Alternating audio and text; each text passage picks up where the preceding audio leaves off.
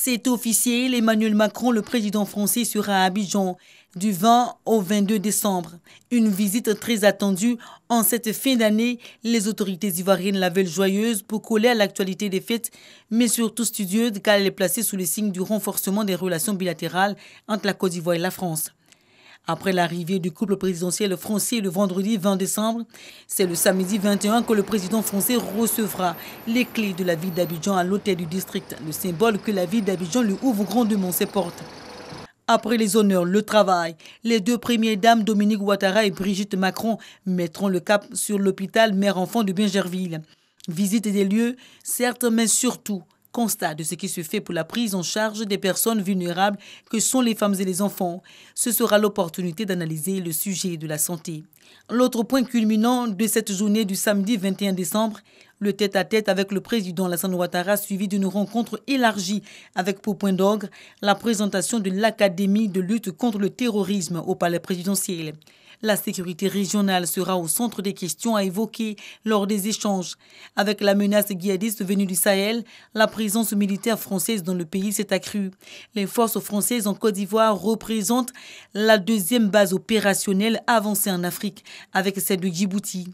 Elles ont pris le relais de l'opération Licorne, dont la mission s'était achevée en janvier 2015. Les présidents ivoiriens et français rendront hommage aux soldats tombés en 2004 sous les balles à Bouaké le dimanche 22 décembre. Outre la lutte contre le terrorisme, d'autres projets lient les deux pays, notamment le marché de gros de Bouaké dont les travaux seront lancés le même dimanche.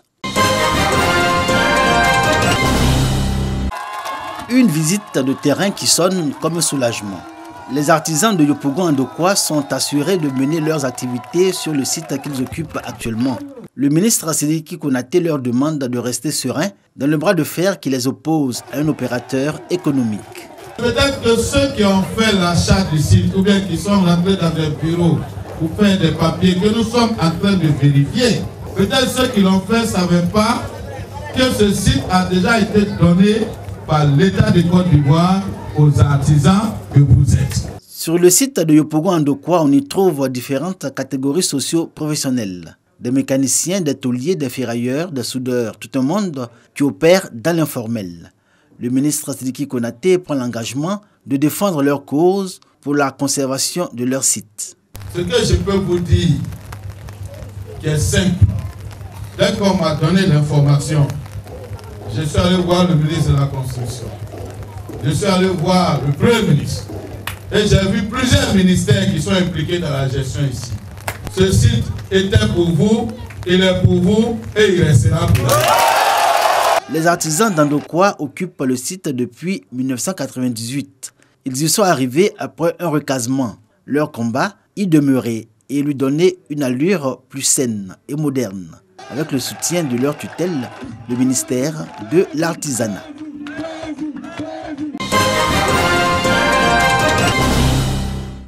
Un véhicule de type 4x4 pour la brigade de gendarmerie d'Ara. Ce véhicule va lui permettre de lutter efficacement contre le grand banditisme.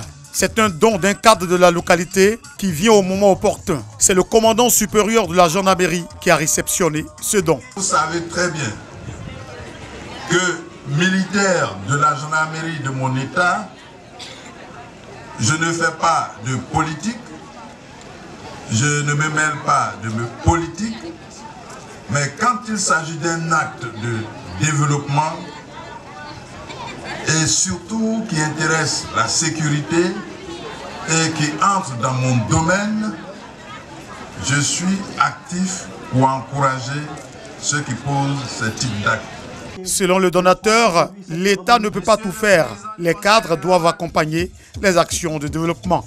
Je voudrais remercier le ministre de la Défense d'avoir accepté notre modeste offre de service en intégrant ce don au patrimoine de son ministère au profit de la brigade de gendarmerie d'Ara.